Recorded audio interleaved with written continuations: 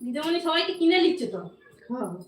হ্যাঁ চাকরি বাকরি শিক্ষা কিছুই দেবো না, দিয়ে সবাইকে 1000 টাকা 1500 টাকা দিয়ে কিনে হাতে মুঠে রেখে দেবো, ভোটটা পাবো।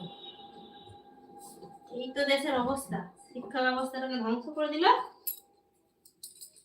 আমি ভাই কোনো পার্টির নয়, যেটা ন্যায্য ন্যায্যই বলছি।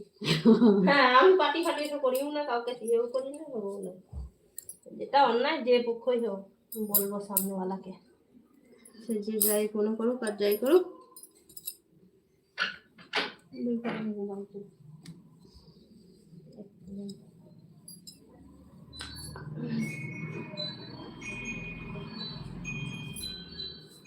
ওই জন্য দেখ আমি তো ওইটা নিই না, ওই কি বলে যাই যে ওইটা কি বলে লক্ষ্মী ভান্ডার, ওই সময় বাবা আমি ধারে কাছে নাই।